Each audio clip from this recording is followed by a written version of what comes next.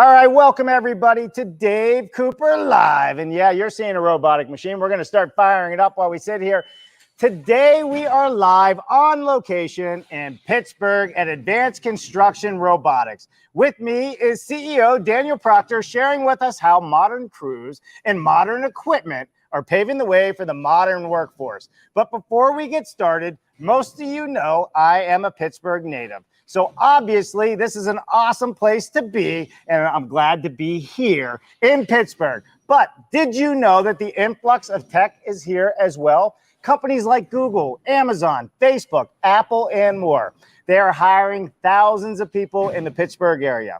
It's also home to Carnegie Mellon University, one of the top robotic engineering schools in the world. It's a great place to live, and did I mention the Pittsburgh Penguins? Yes, hockey friends, this is the place to be. And even more so now that I have my new friend, Danielle. Advanced Construction Robotics was recently named to the CEMEX Ventures Contact Top 50 Startups in the Future of Construction category. And in a few minutes, you'll see why. But first, and always, we can't do any of this without our sponsors. So let's give them a big thank you and a big shout out. So here's to our sponsors. Stream Modular, the only logistics company you need to transport your mods, pods, and panels. Our friends at Stream Modular are investing $50 million over the next 25 years to build the technology, solutions, and trailers needed to handle and transport the projects of today and meet the demands of tomorrow. Reach out to their team at streammodular.com to discuss your next project. CombiLift is the largest global manufacturer of multi-directional forklifts and straddle carriers, a leader in long load handling solutions, offering a free warehouse and site optimization design service. CombiLift helps companies of all sizes and from every industry maximize the capacity, safety, and efficiency of their warehouse and storage facilities. A big thank you to Paul Short and the team at CombiLift for helping us all to build it better. Visit them at combilift.com. Brave Control Solutions, where offsite manufacturing systems that do more than just improve productivity. They have a unique approach to industrialized construction, a lineup of flexible automation systems specifically designed for the construction industry, empowered by CAD to Fab, and turnkey solutions for 3D volumetric assembly, structural insulated panels, finished wall assemblies, MEP component processing, assembly, kitting, and storage. Learn more at thinkbrave.com.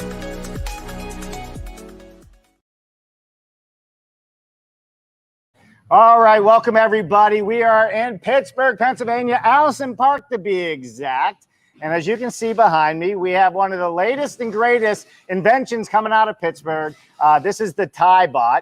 We're going to run it. We're going to talk about it. But sitting with me, more importantly, is Danielle Proctor, CEO. Danielle, thanks for joining us. Thanks for having me. So this is awesome, right? So here we are. We're sitting in a factory. I grew up in Allison Park. There was never anything like this 20 years ago when I was a kid living here.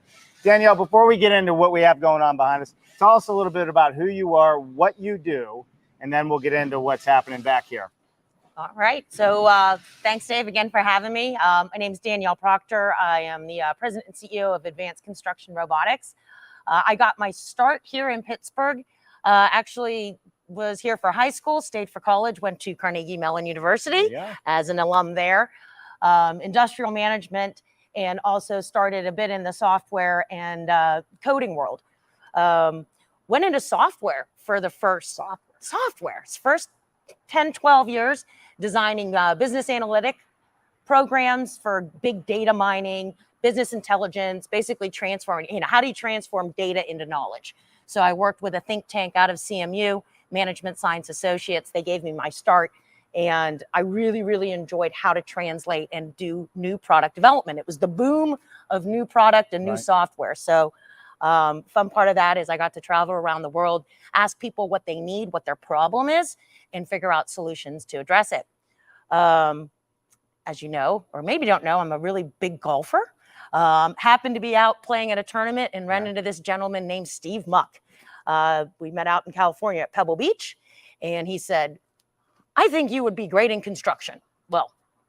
I'm in software, and I was very happy traveling around. So I said, why not? We are in Pittsburgh. It is the city of bridges. And when I was 28 years old, I started Amelie Construction and Supply, which was a DBE minority-owned construction company. Did that for about 15 years before selling my interests. We did foundations, lifting heavy steel, structural steel rehab, repair. So I was with the iron workers. I understood how to build bridges, and that was a great part of my life. Kind of messed around a bit with a couple other entrepreneurial companies. I love forming new companies. And I was one of the original note holders for this company when Steve first announced that it was going to be available, and was just kind of watching along and waiting for my payback, and just got really interested in what we were doing.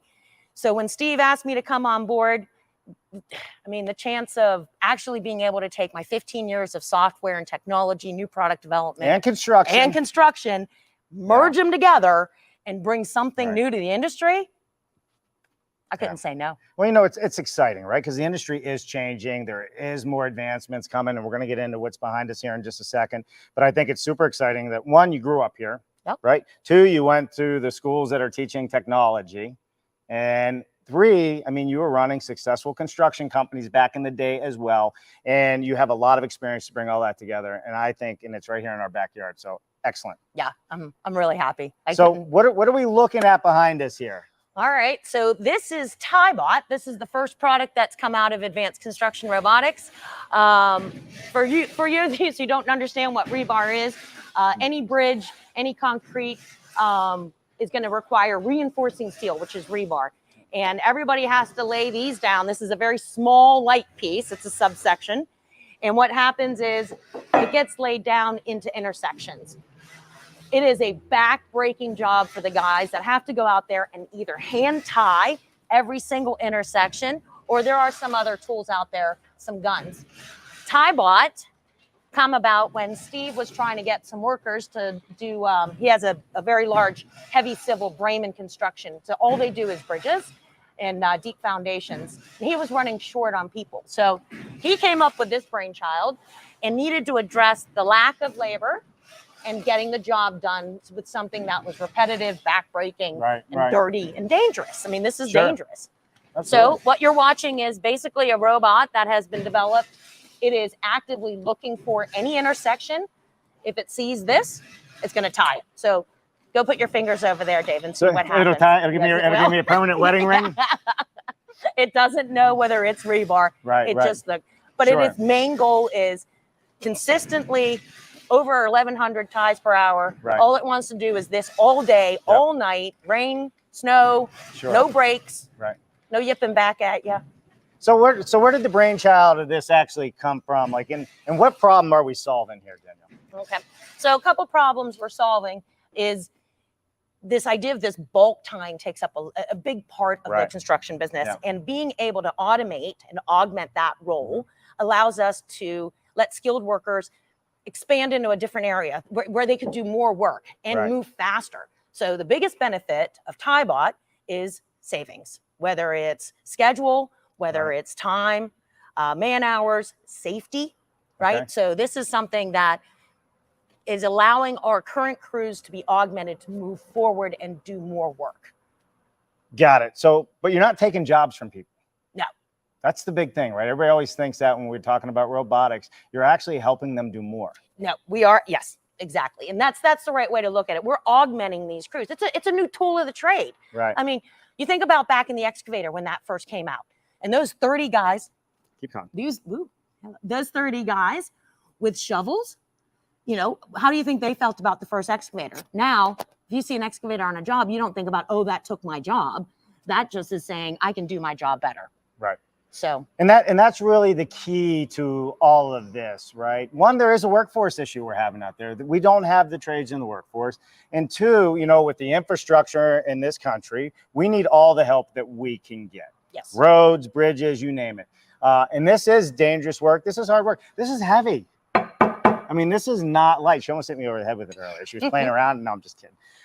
You know, so when we think about this, this is just a short, you know, roughly 2.5 foot piece, maybe You got to carry 60 foot of that. Yeah, you couldn't. One person could not carry it. Yeah, they do. That's what these guys have to do out there. 60 feet? Yes. I'd be dragging it. Yeah. So, well, that's why you're probably not in this labor force at this point. So you take this and then you take the spools of wire, right? It looks light, but honestly, it's not light. Yep. It's heavy. So when we combine that and with what you have here, this machine by itself can run 24 hours, 7 days a week, wind, rains, doesn't matter. Nope, doesn't matter, day or night. It does require at least one person. What we do is we've kind of created a whole new workforce, and this goes in like, we're not replacing, we're just transitioning what our skill sets are. And one of them is called a robot supervisor. So we have 3 or 4 robot supervisors that come out with these machines, and this is what they are. It's just smart machinery. You know, the robotic side of it, I think sometimes people get scared of. It's just making a very useful machine smarter. And helping people be smarter. And helping us be smarter and safer. Right. And enabling not only, you know, we got a new kind of workforce being developed in these robot supervisors, but we're also talking about career longevity. So, you know, if you think about it right now, the average construction worker, retirement age is sitting somewhere around like 54, 55. Right. What if we could extend that for 10 years so that they're not doing the work that's beating up their body, but they can continue working with these tools? Yeah. We can capture the knowledge. Some of these guys, they'll forget more than anything we'll learn. So, you know, one of the other sides of this, and I'm listening you talk about the longevity of the workforce and what it's doing, that translates into a general contractor, whoever is in charge of the project, to a lot of savings as well. Because if you're reducing the risk on site, you're reducing your liability, the chances of somebody severely getting hurt. I mean, look at these things. Like walking across, you know, that right there with your shoes on. One, it's hard on the feet, but 2, there's probably a lot of twisted and broken ankles on a regular basis on these jobs. And that's a stable one. That one has both the bottom and the top mat. The bottom mats, when they're, it's like spaghetti. So, you know, this is firm. You get to 40 foot, you get to 60 foot, it becomes like spaghetti. That's right. So if any of you guys have ever seen rebar being installed, it is a production. Sure. Well, you've all seen the bridges when they go too long and they're not supported right. They flutter in the wind.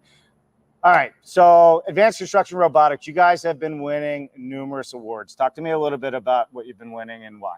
So, you know, within AGC, Cemex just provided us one of our top 50s. We are constantly getting recognized. You also see on the press, we keep on coming out to market. And I think one of our biggest differentiators that I'm excited about with the awards is we're actually out on the jobs doing it. Right. So when people talk about technology and robotics, there's a lot of really cool stuff out there. The question is it useful? Right. So you have to be addressing a problem. And I think where ACR has really accelerated is we have a fleet of 9 of these. We got another iron bot that I'm going to talk about in a little bit that is going to team up with TieBot out in the market. Cool too. We're out there. We're actually using it. We have customers. We've done over 45 projects. We're coming up on our 4 millionth tie count. So that's why we're winning the awards. That's why we're getting the press.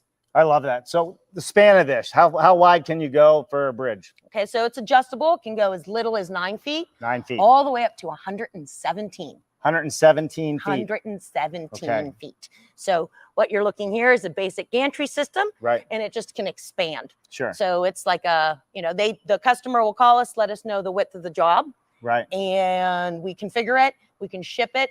Up to 80 foot can just come on a 40-foot trail. I keep on looking over there because those guys are getting ready to load one up. I'm back.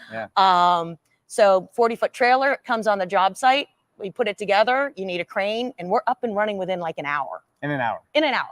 You can see the hinge points. It's very modular, right? Yeah. So the system is set up to be put together quick. Typically on these bridge sites, the crane's already there. So really, you just pull up with your trucks, your team's here. You put everything together. Yep. Right? Forest is out there. Yep. Right? Pulling it all together. All right. So what we're looking at here is the TieBot. Let's hop into the iron bot, because the TieBot is tying as it says, but the iron bot is the one that goes and, you know, kind of the same setup, but lays down the rebar. Well, it's not only just laying it, it's lifting it, it's carrying it, it's placing it. Yeah.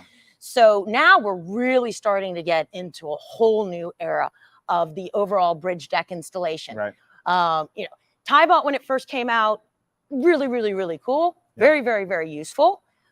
These two together, it's going to be a game changer. Right. It's going to be disruptive because now between those two, we are able to handle over 50 to 60% of the bridge deck installation process. Yep. So, you know, this is really great, right? So when I think about robotics and I think about, you know, the teams, the crews that are out there, the iron workers, the bridge builders, all of that, right? This allows them to do more with less. So, you know, this could be on one job site and there could be a smaller bridge over there and they can move their crews around, or you could have these on every bridge, right? And then the crews can be working on the other engineering stuff that these robots can't do, like the structure of the bridge itself. it's like a backup floating crew whenever you need additional help. And I'm actually glad you brought it up because this doesn't fit all bridges, right? So we do have kind of a recommended minimum size. Sure. So those smaller bridges, your crews are still running out there. And schedules and deliveries, I mean, they fluctuate. Right. So to be able to have something that's sitting steady on one job that you know that you can turn on at any time while you're off addressing all of your other projects, capacity is huge. Productivity gains, capacity gains, schedule savings, actually staying on schedule is a big thing. Sure. And then consistency, right? So knowing that it only has one job. It only wants to do one thing. And it wants to do it very, very, very well. Tie and lay Just rebar. tie. Well, that's what's really great about this, right? So when you set these machines up, both machines would be on site at the same time. Would the iron bot be there laying the rebar, and then this is just kind of sitting there for 24 hours waiting to come in and do its job? It sits back and waits until IronBot gets moving. Then TieBot actually has to work like time and a half to keep up with it. So IronBot, really, really excited about this one. It already went out on its maiden voyage in Florida. One of the cool things, and I got to give a shout out to my team.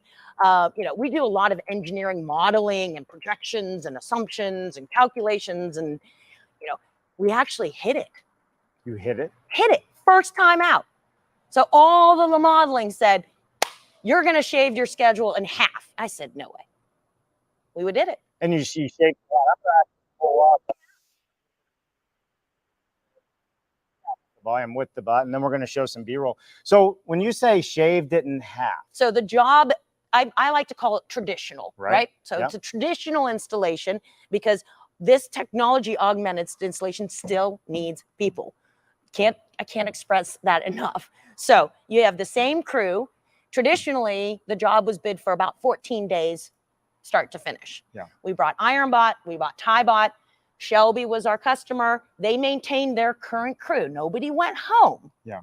We brought our supervisor. The job was done in 6.5 days. In 6.5 days. How many people does it take to set up each one of these IronBot and TieBot? So IronBot's big. Like TieBot looks like a little baby next to IronBot. Right. Hey, there's me running right there. That's me there running hey, it. That's me running it. In person and on. How are you in two places? I know, amazing.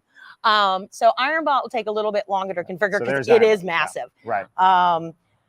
That one's probably about 6 to 8 hours. So you're only looking at most a shift. It comes in 2 different sections. So we have to bring 2 trucks for that one. Same as TieBot. We assemble it, lift it. 9 times out of 10, we have these screed rails that have already been installed for the concrete installation and finishing for Bidwell. So this currently just sits right on the screed rail. So we're not having to change anything. And the screed rail is the side rails that it runs down on both sides, right? So if I were to show somebody, I think I have this camera on right now, that's this portion of it here that we're talking about.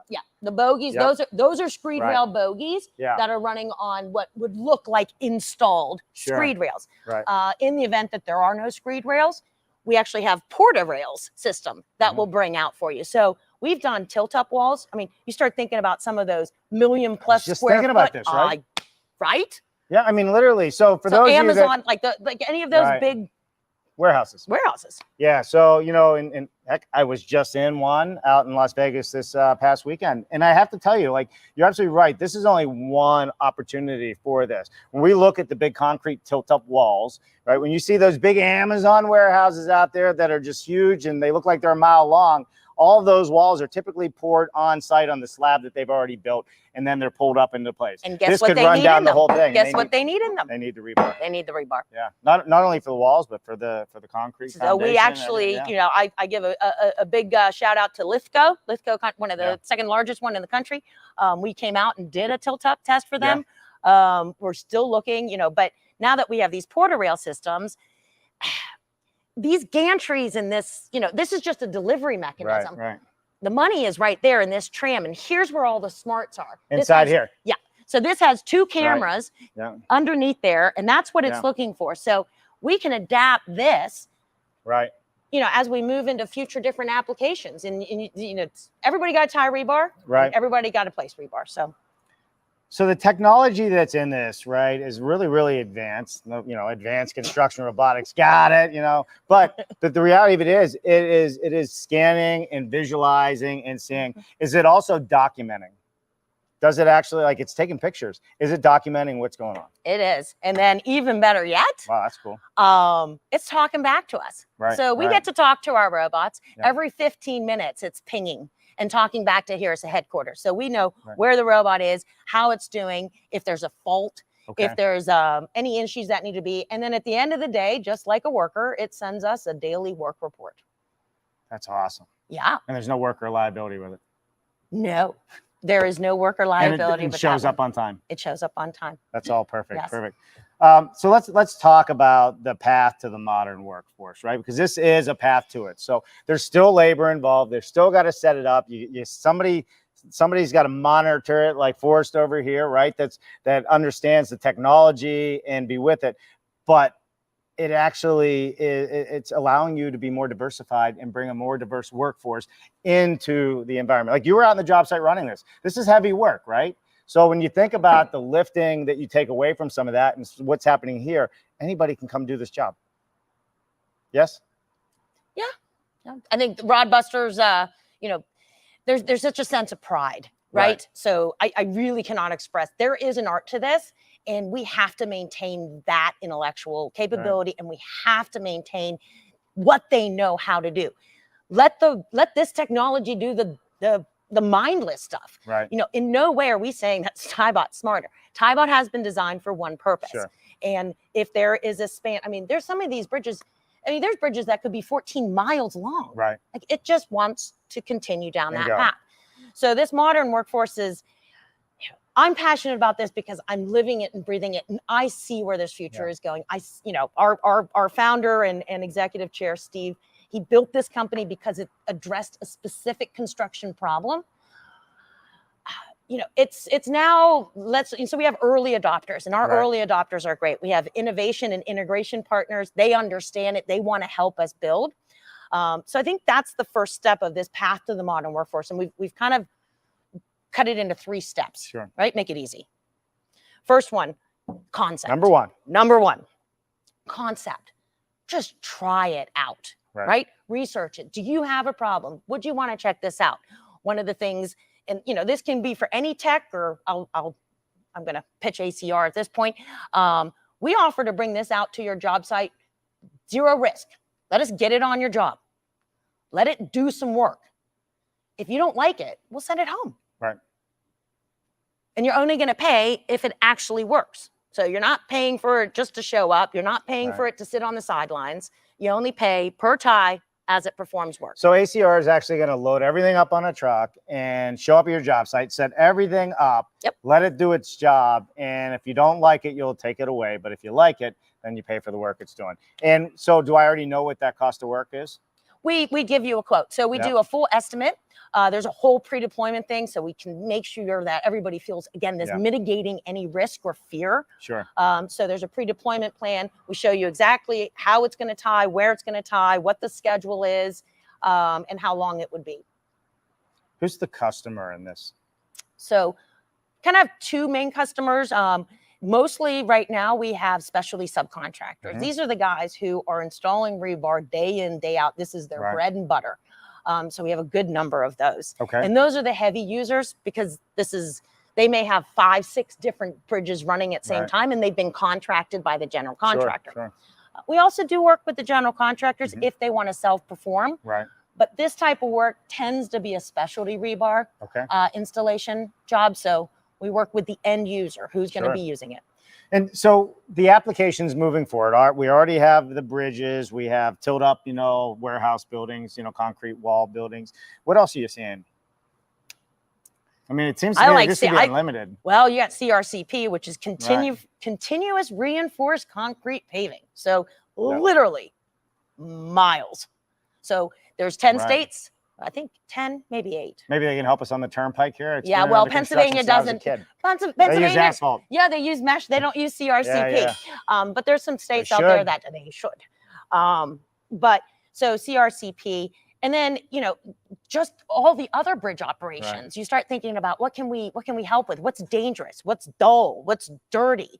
What's the stuff that people just don't want to do? And what can help us move better, faster towards a critical path to ensure things are done on time, on schedule, and at cost, and safely. I mean, I really can't reinforce the side of it. It's such a soft thing to talk about, but it is so important that these rod busters come home at night. So when I sit there and I hear like the safety, I always think of the business application, right? When we talk to the general contractor or the specialty contractor that's running these huge crews that are putting them in dangerous situations on bridges, because bridges are usually in the air, right? So let's walk through this a little bit. There is that side of it, but safety is such a big deal. Insurance is such a big deal. Everything costs more now. This is where I always get back to the business value of this, where people have to understand it's just not taking away, it's a business application that can be applied to the business and can help you be a more successful, more profitable business. And I think that's what people have to understand when I look at what these two things are doing. Well, see, now you've we're going to go, you're already at that 3. So let me talk about that step 2 of how we're going to get there. Cause you are 100% correct. So we only were on 1 still and I jumped the gun. You completely jumped it. Welcome to Dave World. Yeah. All right, we're on 2. All right. Now we're on 2. You already know where 3 is going. Thanks, Dave. I've done this once or twice. So 2, right? Now you've tested it out. You're like, hey, this is cool. This is cool. It's going to work. I trust it. Okay. Right? I am a trustworthy gal, but me just calling you and saying, oh, trust me, it's going to work. You got to see it for yourself. Yeah. So the next step is let's get it out there working and let's start introducing it with your crew. So that's the next step is these field guys have to start maybe understanding and realizing that this is going to augment, this is going to help. So that's step 2 is getting it with the crew. And the cool thing about that is one of our customers, they saw it to the point where they've already trained 2 of their own robot supervisors. They have 2 of their own robots. They move them around. They run them on their own. They estimate them on their own. So they're in phase 2. So I can own this? You can lease it for a full year at this point. Yes, it's a long-term lease. Okay. But it's theirs. It's ours, but it's theirs. They have a dedicated unit. And, Forrest, we keep on talking. We'll see Forrest here at some point. Forrest went down there on the job training for basic operations of this thing, 2 to 3 days. It's not that difficult. Sure. Full advanced operations and training. You're up here for 1 week, and then you can self-manage these. Yeah. So that's now that we went from concept to how do I integrate this into my crew? Sure. That final stage of 3 is culture.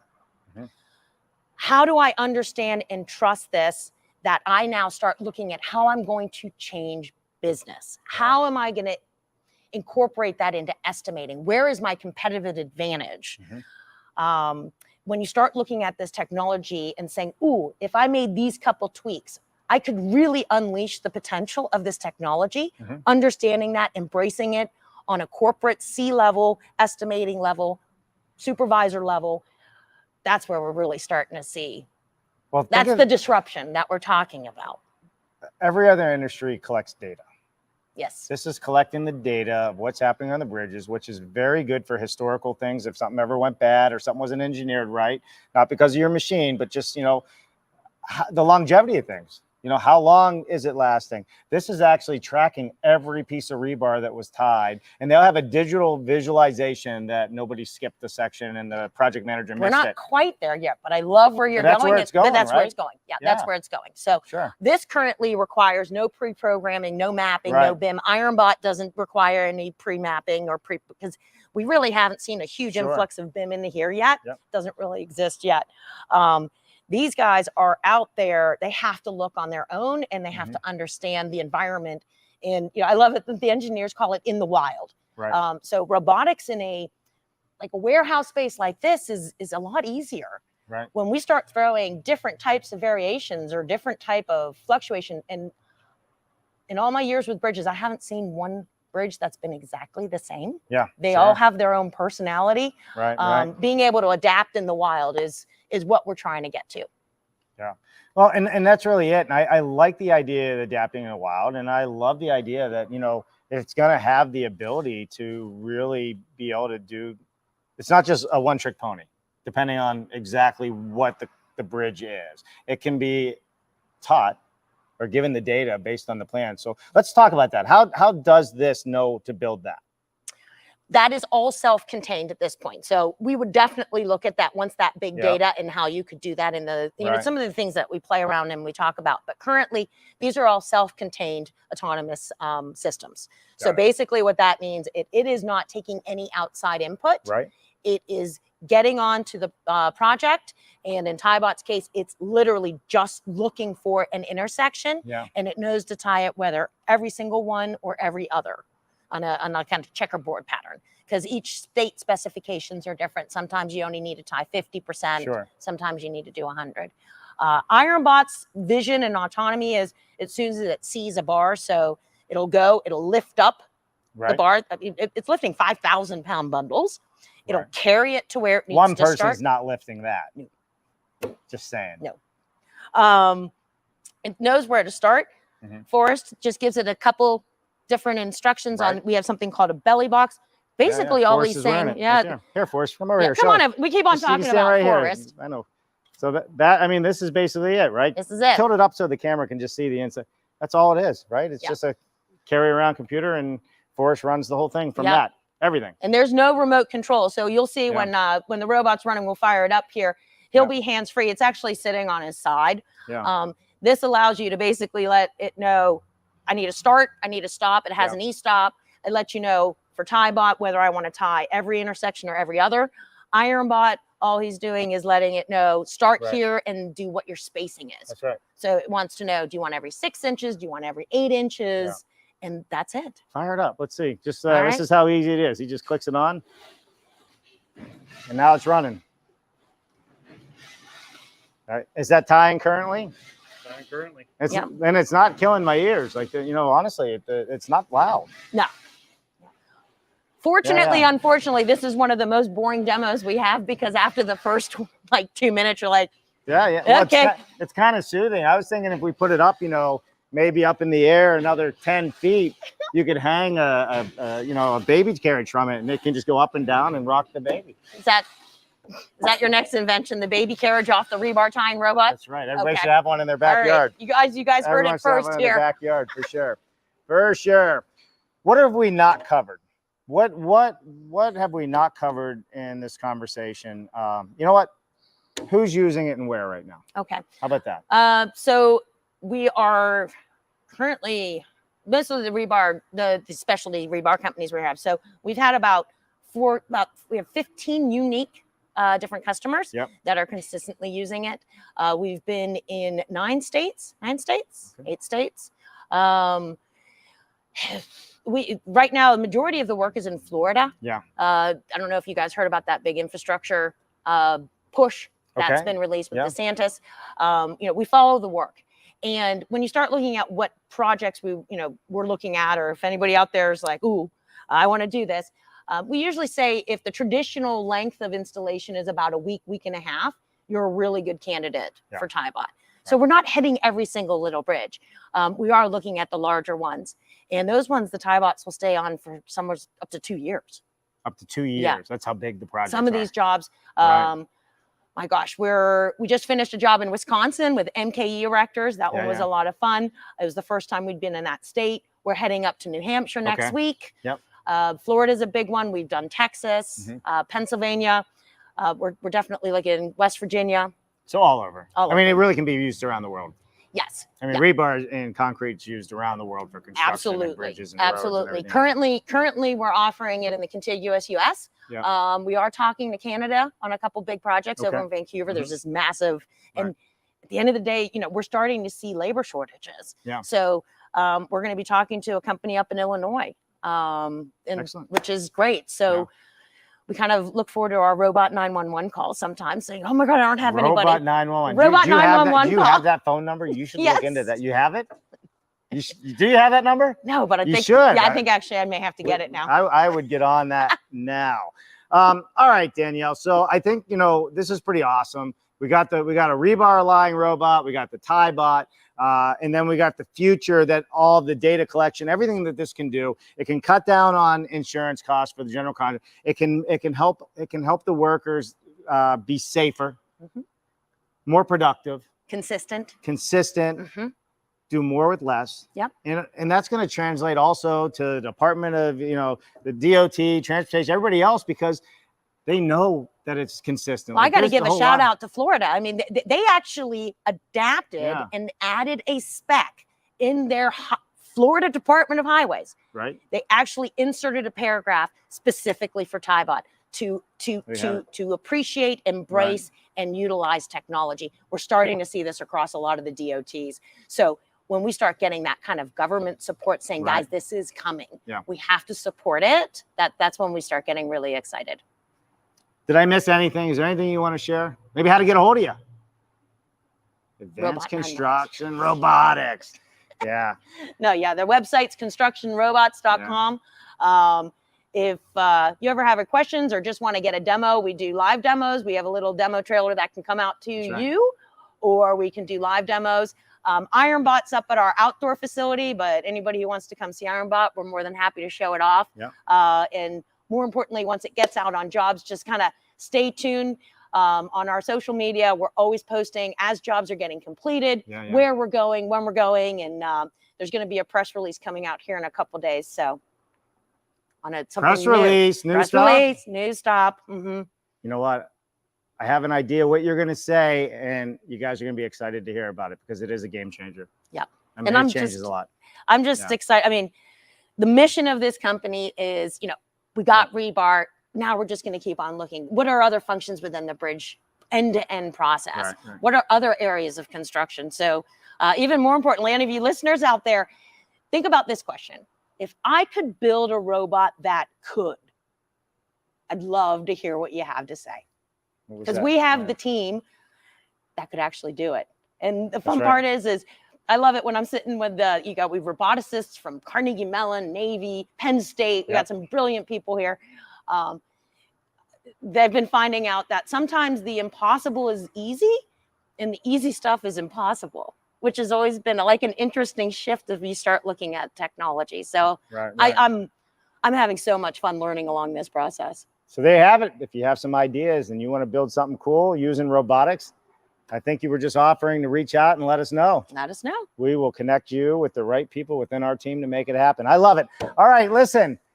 Advanced Construction Robotics, thanks for having us here today. This is awesome. We're going to bring you some more behind the scenes stuff, so stay tuned for some more videos that will be coming out. I am packing up and I am heading to Connecticut.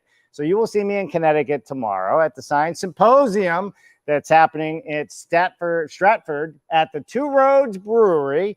So we'll be there. And then we'll be in Boston, I think, Thursday for the Steel Horizons with Howick and Autodesk. So there's a whole lot of content coming up. We're staying on the road. We're going to be doing all that. But again, we can't do this without our sponsors. So stay tuned for new content. Danielle, thank you so much. Awesome. Thanks for having us. We're going to go have some more fun. In the meantime, we'll see you soon. Thanks for watching. What an amazing show. Thank you to all of our sponsors for helping us to continue to bring all of these innovative conversations to all of you out there. Please visit them, see what they have to offer you. And as always, subscribe to the YouTube channel and ring that bell. It would mean the world to us. I'm Dave Cooper. Thanks for watching.